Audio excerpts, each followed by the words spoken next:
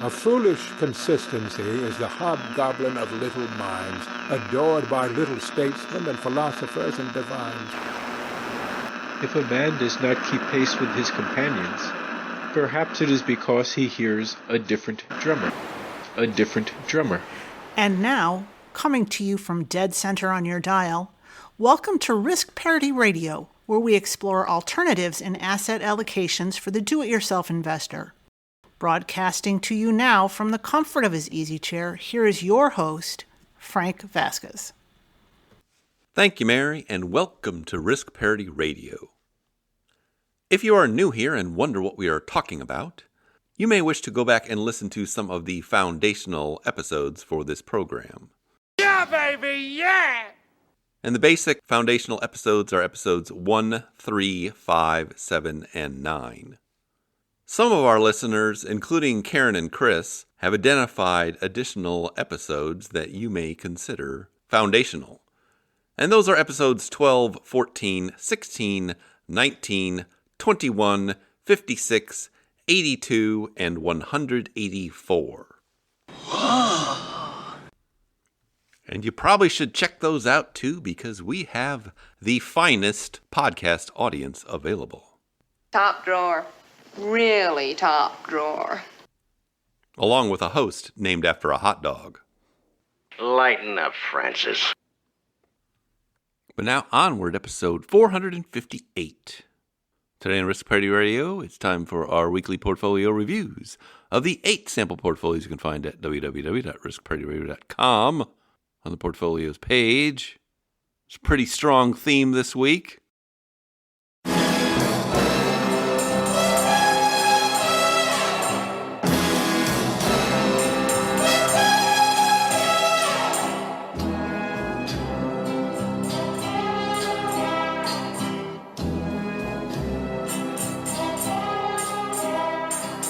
Goldfinger, he's the man with the Midas touch, a spider's touch. Yeah, I think, according to the financial media, gold had its best week since March 2020. I wonder what was going on in March 2020. Anybody remember that? Do you think anybody wants a roundhouse kick to the face while I'm wearing these bad boys? Forget about it. Well, we'll talk about that later. In the meantime, I'm intrigued by these, how you say, emails. And First off, we have an email from Ron. Bedtime for Bonzo, starring Ronald Reagan, Diana Lynn, and Bonzo, that amazing chimp. And Ron writes, Good morning, Frank and Mary. Here is the quarterly update for the all-equity McKenna Man portfolio. It was another very good quarter, and the 8% withdrawal rate is holding strong. Q3 net results 4.3% after withdrawal. Year-to-date net results 10.9%. Q3 donation $118. Sorry I was a few days late in this quarter in South America on vacation. Have a great day. Thanks, Ron. It's a monkey. Well, thank you for being one of our top drawer donors to the Father McKenna Center. Really top drawer. As most of you know, we do not have any sponsors on this podcast. We do have a charity we support. It's called the Father McKenna Center. It supports hungry and homeless people in Washington, D.C. Full disclosure, I'm on the board of the charity and am the current treasurer. And if you donate to the charity, you get to go to the front of the email line, as Ron has done here, and in fact, all of our emailers have done today. Yes! It's a pretty long line. It goes back to July now. There are 2 ways to do that. You can either donate directly at the Father McKenna website at the donation page, which I'll link to in the show notes, or you can go to the support page at www.riskparityradio.com and become one of our patrons on Patreon. Either way, you get to go to the front of the line. Ron is extra special since he is a repeat donor and set up a little portfolio which he distributes to the Father McKenna Center out of, as he has done here for his Q3 donation. We first discussed this back on Groundhog Day this year. That's right, woodchuck chuckers. It's Groundhog Day! Get up And that's episode 399. And then his next distribution was in episode 437.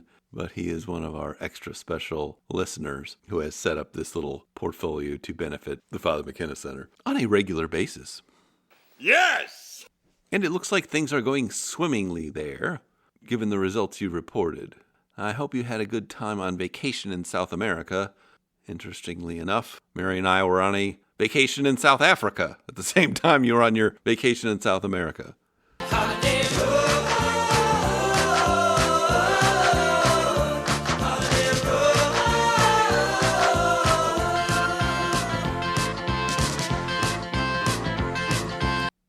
And I did just put together all of the little video clips I took, about 40 of them, mostly of the animals we saw in South Africa. And I made a little playlist, and I put it on YouTube if anybody wants to see a lot of animals in South Africa. I will also link to that in the show notes for your entertainment. The only thing that we need now, Frank, for your beautiful photos or best photos is if you maybe go and sit on that rock. Yeah, go there. Yeah, and hang pieces of meat on yourself. I will be taking videos. Make yourself a nice necklace of warthog ribs. Yeah. You had no questions this time? Please do submit them when you have them, because you will always go to the front of the email line, given your generous status here. You're in the wrong seat, buddy. Come on. Oh, I must be in the front row. Come on. Thank you once again for your donation, and thank you for the email. They're not going to catch us. We're on a mission from God. Second off, we have an email from Mark. All hail the commander of His Majesty's Roman legions, the brave and noble Marcus Vindictus. Mark from the Eastern Shore. And Mark from the Eastern Shore writes, Greetings, Frank and Mary. Thank you for your public service to financial education in the form of Risk Parity Radio. I am 65 years old, still working, and planning to leave the paycheck world in December.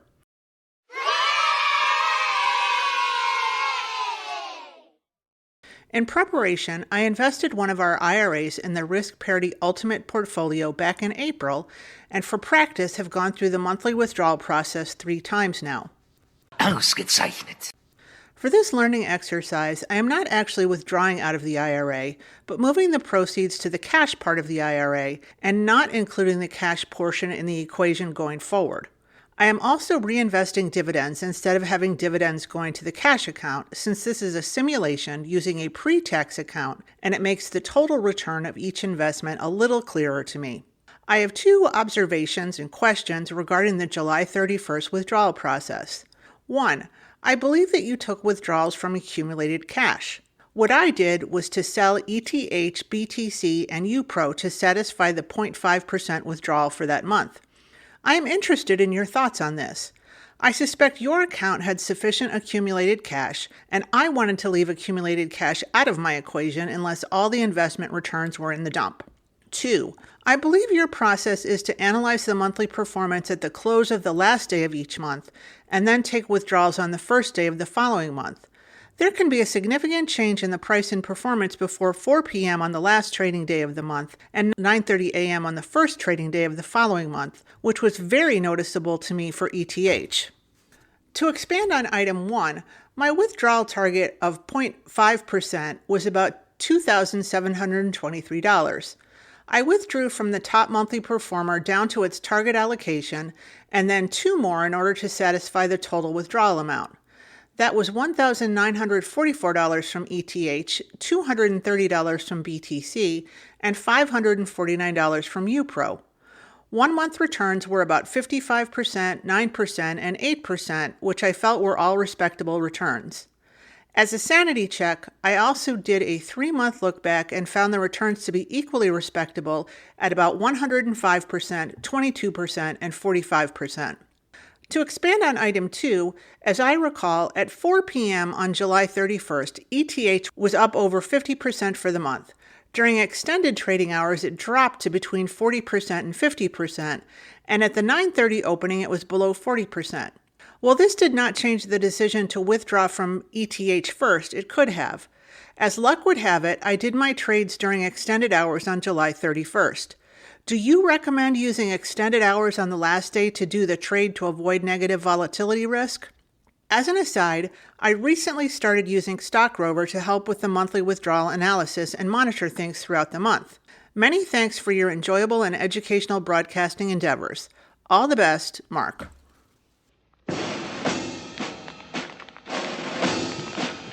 Remember thou art mortal. Remember thou art mortal. Remember thou art mortal. Well, first off, thank you for being a donor to the Father McKenna Center as well. Anytime somebody mentions the Eastern Shore, Mary and I have to laugh because there was this former governor named William Donald Schaefer, who was a governor in the 1990s, who got into a lot of trouble referring to the Eastern Shore of Maryland as an outhouse. And then a lot of people there took offense and sent a lot of outhouses to the Capitol in Annapolis. Porta potties, really. Just the shit's gonna hit the fan. I will link to a little story in the show notes on YouTube, so you can check that out if you're interested in that. But I'm sure if you were around in the 1990s, you remember that with some amusement. But getting to the substance of your email, yeah, I'm glad you're taking the opportunity to do a little experimentation to essentially test run how something like this is going to work. I think that's a good exercise if you're a do-it-yourself investor in particular. Now that we have no-fee trading, you can set up these accounts pretty easily or use a small account that's already working for you. It's very easy just to set up a little practice portfolio and see what it's like to withdraw from it. That is actually what my friends over at Bigger Pockets Money are doing, Mindy Jensen and Scott Trench, who both now have practice risk parity style portfolios to withdraw from. And Mindy just mentioned hers in their last episode, which I'll also link to in the show notes. So a couple of thoughts. First, my overall thought is this actually is not that fussy if you're withdrawing on a regular basis from a portfolio like this. And the reason it's not that fussy is because I'm assuming that you're going to have some rebalancing rules that will cause you to rebalance once a year or so. And that kind of just washes away any errors you might make in taking the distributions, because you're going to basically true up the whole portfolio and get it back to its original configuration. Now, when you start doing this for real and you're not reinvesting the dividends anymore, you will have a lot of cash buildup. Usually, most of these portfolios have between 2 and 3% on dividend and income yields, which basically is about 4 or 5 months out of the year. If you're taking on monthly distribution, that cash just covers it and you don't have to worry about selling anything. There's always money in a banana stand. And you really do want to do it that way eventually because you reduce the number of transactions and it's just a whole lot easier to manage than reinvesting dividends and then taking money out by selling the shares of whatever it is you're selling or would be selling. Now, you can run into some funny situations if you're using things that are highly volatile to begin with in your portfolio, such as UPRO or cryptocurrencies, which can go up or down a lot in a very short period of time. You have a gambling problem. There isn't really much to say to get around that because it's a random event whether the thing is going to be going up or down right around the time you are selling it. It's better just to pick some time period and deal with it then. As I mentioned, it will kind of work out in the wash if you are eventually rebalancing these things. I know some people have applied different rules to these highly volatile assets and simply decide to sell them on an intermediate term basis if they go up or down by so much. Well, you can do that. It's probably unnecessary, again, because it's going to get rebalanced out in the wash eventually. I probably would not engage in any extended hours trading. And if you do something like that, make sure you put in a limit order because the trading volumes in extended hours trading are often very low, which leads to even more volatility. And if you put in market orders in the extended hours, you can really get bad prices because the spreads become a lot wider. If you really do want to do it at end of day, I would look at it at some point prior to when the market closes, say at 2:30, and then decide what to sell then and do it by 3. But of course, that requires monitoring this in real time, and I'm not sure that people really want to do this or pay that much attention to it when you don't have to. But ultimately, I would not sweat the details on this too much, because something is just as likely to go up as it is to go down overnight. And it does all work out in the wash, if you will, at the time of rebalancing. Just one other note on that particular portfolio. That portfolio was really designed, or not very well designed, as more of a kitchen sink, because I didn't want to have too many different sample portfolios, but did want to have one with sort of, here's a whole bunch of things that people might use or could think of that they might want in a portfolio. And so that's what that represents. I would doubt that anyone really wants to have all of those things in a portfolio, but you never know. This audience likes to do all kinds of things and likes to experiment, which I do really appreciate. You are talking about the nonsensical ravings of a lunatic mind. Because it shows you're really engaged. Abby normal. So hopefully that helps. Happy to answer any further questions you may have. Thank you for being a donor, and thank you for your email. Alles klar, Herr Kommissar.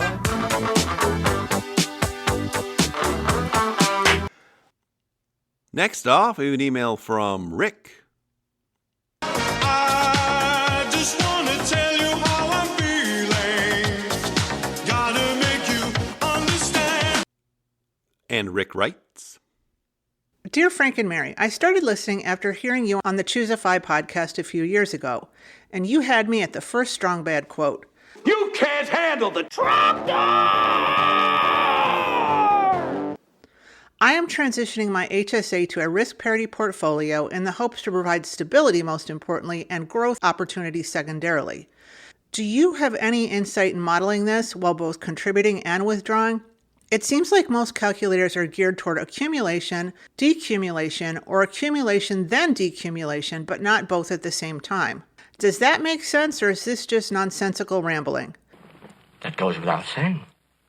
I am attempting 40% total market, 10% gold, 10% managed futures, 10% long-term government bonds, 10% small cowbell value.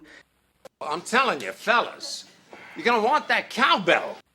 10% large cap minimum volatility, and 10% cash. Should I just model this like a drawdown and compare it to other options without considering adding to it on a regular basis? Keep up the great work. Rick from Dayton, Ohio. P.S. Thank you for all you do to raise awareness and financial support for the hungry and homeless. I recently made a donation to the Father McKenna Center. Although I missed it this year, I will make sure that future donations are dedicated to the 2026 Top of the T-shirt campaign. I went back to Ohio, but my city was gone. Well, I'm glad you're enjoying the podcast and that you are also experimenting with a risk parity style portfolio. Now, as for modeling, you can actually do this with the financial goals calculator at Portfolio Visualizer, because what that allows you to do is start and stop cash flows. And what you're really talking about in accumulation going to decumulation is having positive cash flows, cash going in for some period of time, and then having cash come out after that for some period of time. And the Portfolio Visualizer modeling tool allows you to have as many cash flows as you want and to start and stop them whenever you want. It does take a little bit of work to figure out how it works, but it's not that hard. And so if you're looking for something that does that, that's what I would use. You can also use Testfolio, but as you surmise or may have tried out, you can only be either adding or taking out from a modeling exercise that you were doing there. Now, you asked whether you should just model a drawdown and compare that to other options without considering adding to it on a regular basis.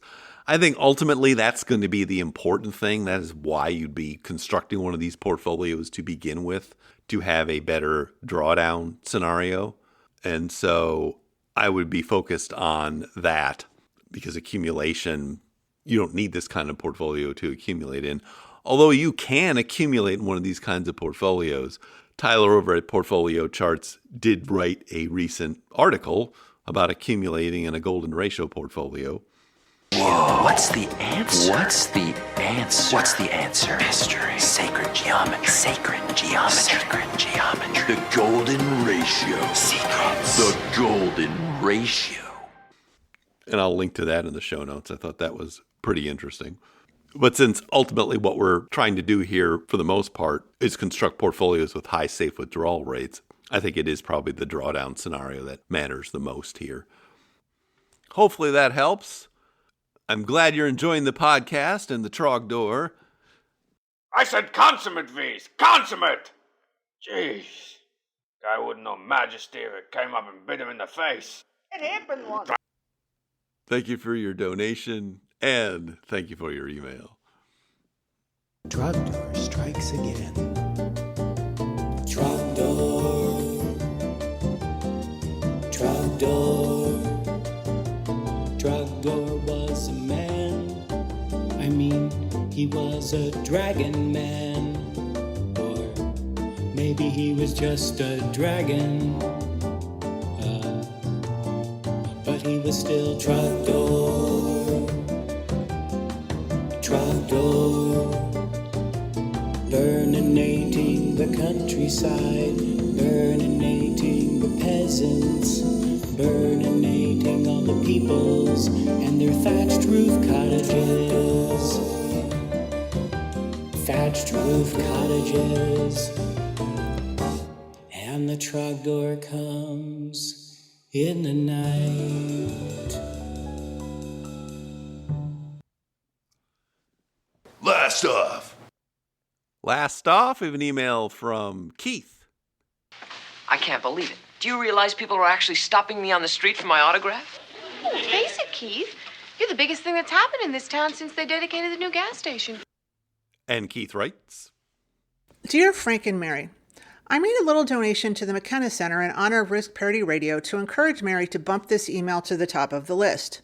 Mary, Mary, I need your hugging. In episode 457, Carter asked about gold futures contracts, and you responded by saying they have an embedded financing cost, which is obscured by the complexities of the contract pricing and roll dynamics. That's what I'm talking about. That is true, but I have good data from the last 4 years that lets me calculate the financing cost of a rudimentary risk parity portfolio using futures contracts. Yes, well, it does sound like fun. I can't wait to start pawing through my garbage like some starving raccoon. In July of 2021, I started a portfolio using stocks, 5-year treasuries, and gold using futures contracts, and have been tracking the results versus model portfolios in Portfolio Visualizer and Testfolio ever since. The model that best fits my real-world result is linked below. The exposure to the S&P 500, Treasuries, and gold are all done with futures. The cash performance bond is represented by ZEROX because cash in my Schwab account earns next to nothing. The rest of my collateral is held in the Trend Following Fund DBMF and a Small Cap Value Fund VBR. Over the last 4 years, my effective borrowing rate is the T-bill rate plus 75 basis points. My question for you, Frank, is how can I improve the model for the 5-year Treasury contract? I'm using a maturity of 4 years in Testfolio, which seems to match my results, but I don't really have any intuition about how the maturity variable will affect the results. Best wishes from one of your most loyal listeners, Keith. P.S. Carter can find the specifications for the gold futures contracts on the CME website. Right now, the MGC contract is equivalent to 10 ounces, or about $41,000 and rising. I love gold. I love gold! Well, Keith, first I also want to thank you for being a donor to the Father McKenna Center.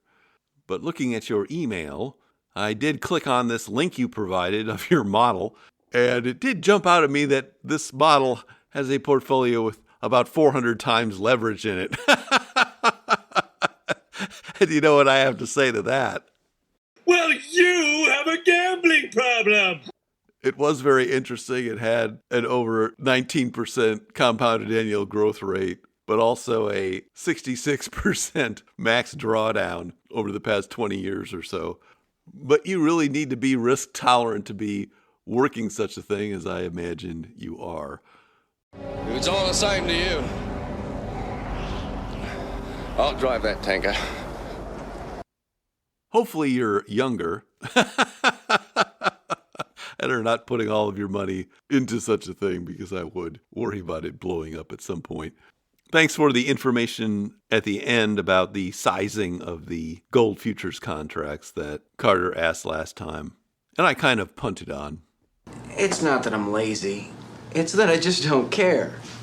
See, my ulterior motive is to get some of my listeners to answer my other listeners' questions so that I really don't have to do anything at all. Yeah, I just stare at my desk, but it looks like I'm working. And then I can focus on what I'm actually the best at.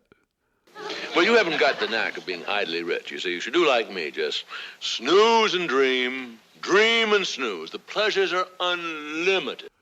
Unfortunately, I'm going to have to punt on your question, too, because this is beyond my pay grade. For reference, his question was, how can he improve the model for a 5-year Treasury contract?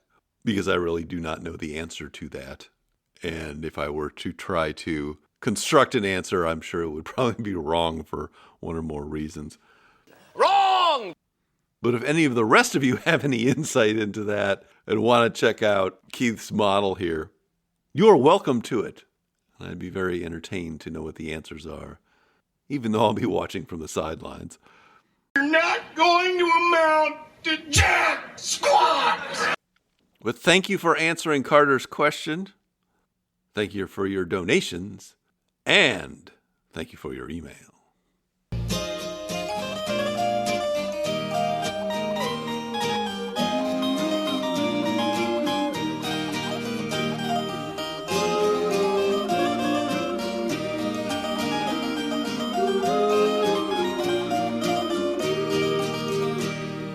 I don't know what I'm up against. I don't know what it's all about. I got so much to think about. Now we're going to do something extremely fun.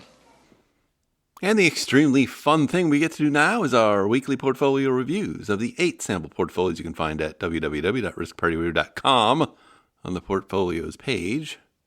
And it's turning out to be a banner year so far for these portfolios. We're just looking at the markets.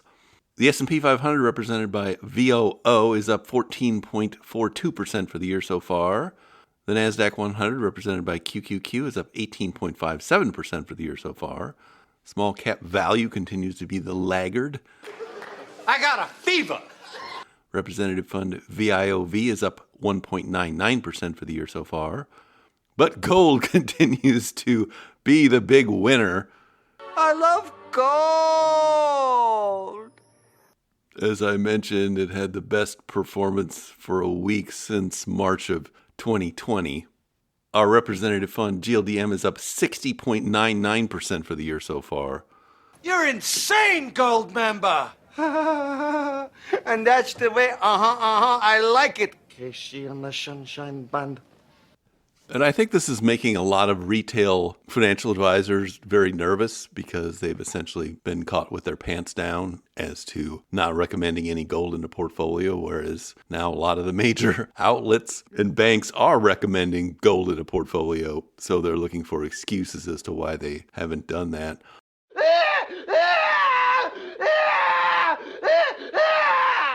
One excuse that's going around, it seems to be some kind of cheat sheet that I've heard several advisors refer to, is some kind of bogus analysis that starts in 1980 as far as a data analysis of gold is concerned, and completely wipes out or does not consider the 1970s, as if the 1970s will never happen again.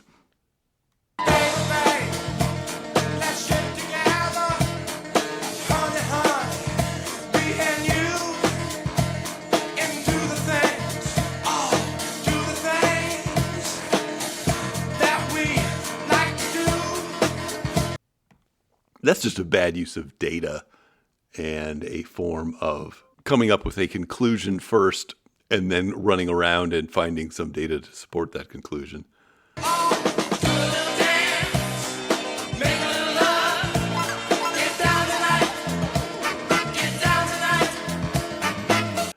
As long-term studies have shown, gold is a very useful asset to have, particularly in a drawdown portfolio for diversification purposes, not for growth purposes, but for diversification purposes, and does improve the diversification properties of a retirement portfolio.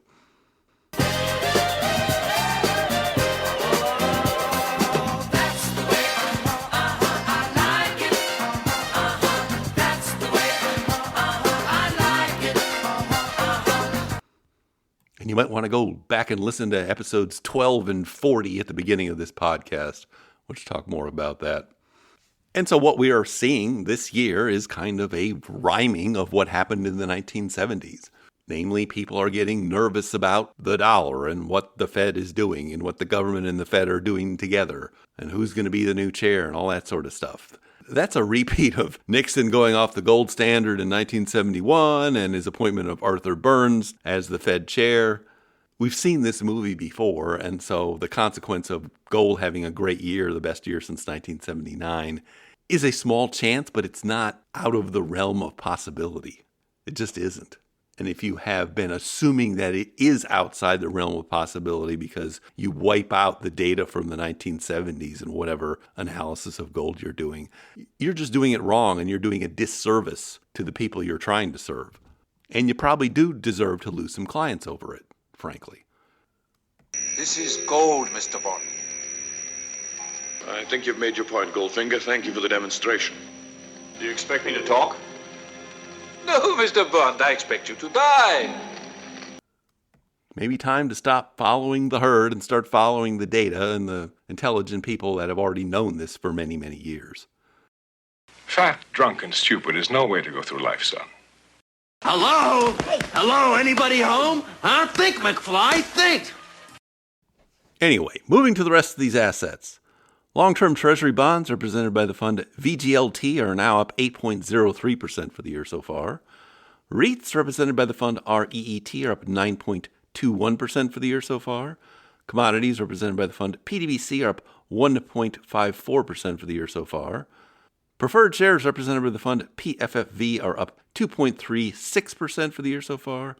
And managed futures are managing to be up 9.92% for the year so far, at least as represented by the fund DBMF. Moving to the sample portfolios. First one's the All Seasons. This is a reference portfolio.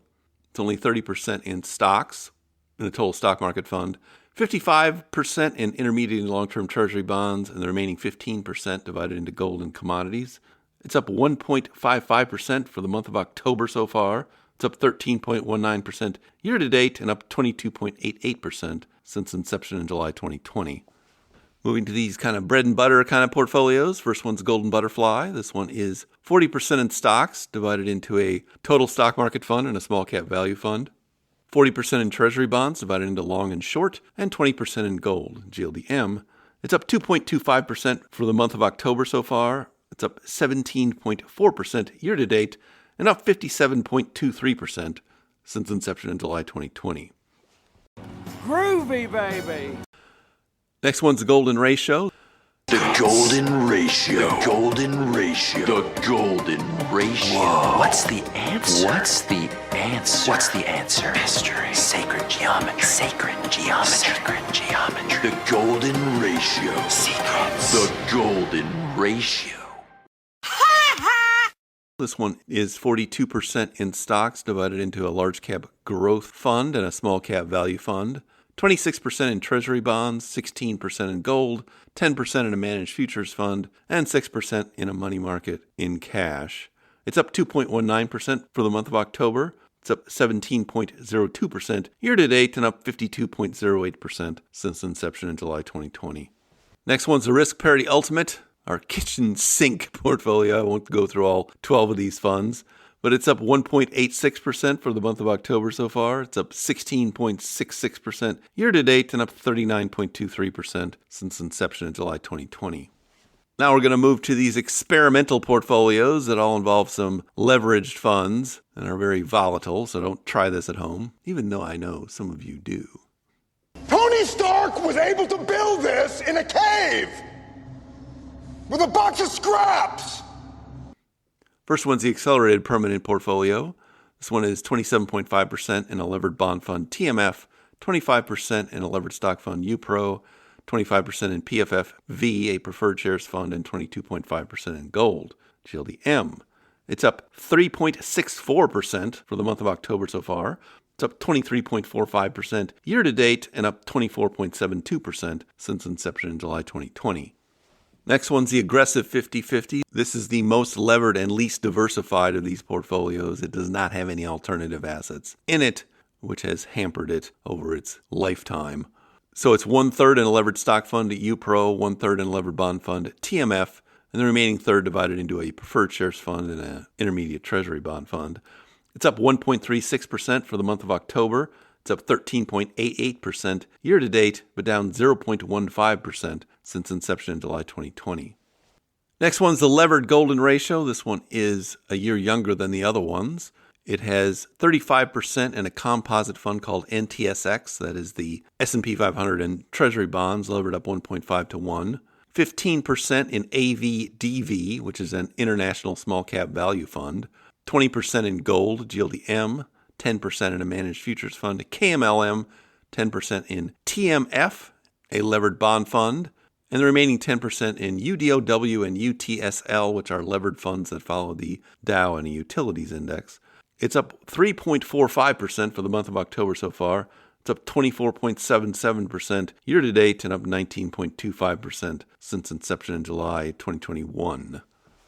And the last one is our newest one, the Optra portfolio, which is a return-stacked kind of portfolio. Wow, it's very nice.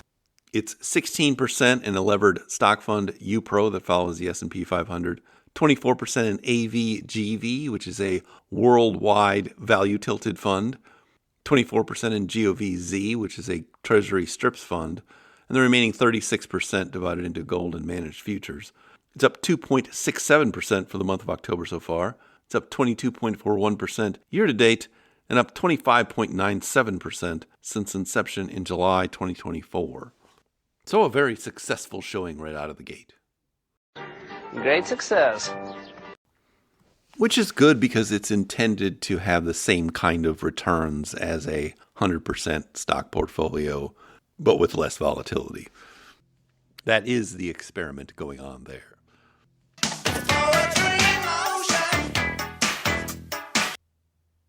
But now I see our signal is beginning to fade. If you have comments or questions for me, please send them to frank@riskparityradio.com. That email is frank@riskparityradio.com. Or you can go to the website, www.riskparityradio.com, put your message into the contact form, and I'll get it that way. If you haven't had a chance to do it, please go to your favorite podcast provider and subscribe, give me some stars, a follow, a review. That would be great. Okay? Thank you once again for tuning in. This is Frank Vasquez with Risk Parity Radio, signing off. Goldfinger, pretty girl, beware of this heart of gold. This heart is cold. He loves only gold, only gold. He loves gold. He loves only gold.